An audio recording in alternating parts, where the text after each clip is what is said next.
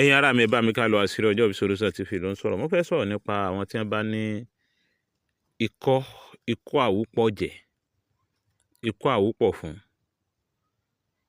Ẹni tó bá ní àìsàn ikọ́, nǹkan tó lágbára ni. Kódà ẹlòmíì á máa fi tọrọ kú pé ǹjẹ́ ikọ́ ni ó pa ń báyìí.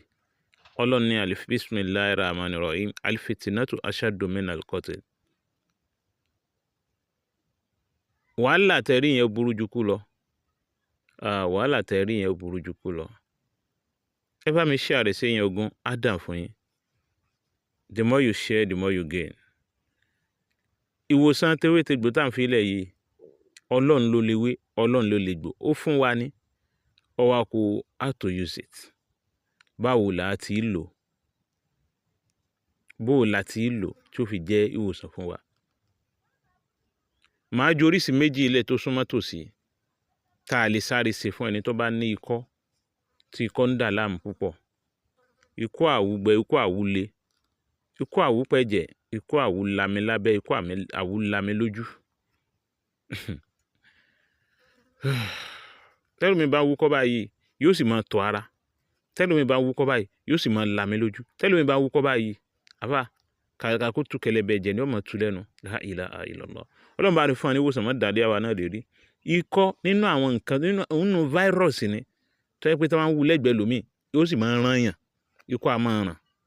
Gẹ́gẹ́ bí fibroid náà ṣe máa ràn. Fibroid a máa ràn. Fibroid tẹ́nìkan bá nínú family wọn a máa kó ran ẹlòmíì. Bẹ́ẹ̀ náà ni diabetes. Òun náà máa ran ẹlòmíì. Ọlọ́run là wá ń bẹ̀. Àmín. Náà mo fẹ́ lọ sí bó la ti lò.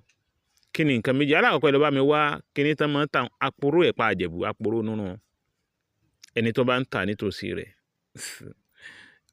Àwọn kan ní nígbà tí mo sọ ń pa omi káàl, mo bá wọn polówó omi káàl ni. Àwọn kan ní nígbà tí wọ́n tó ṣe dé náà wọ́n tó ń dá polówó àpòrò àbí.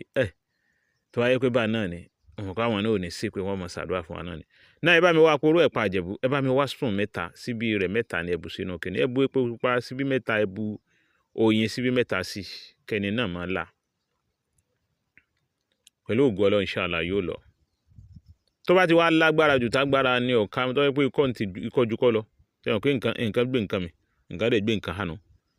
Ẹ lọ bá mi wá odidi aláǹgbá akọ kan, tá à ń pè ní dàgámọ́sù. Odidi aláǹgbá akọ kan. Ẹ wá jọ́ jẹ́ ní tí wọ́n bá yín pa àbẹ́ pa fúnra yín. Ẹ̀yin o. Ẹ má dùn o. Ẹjọ́ jẹ́ ní tẹ́ pa.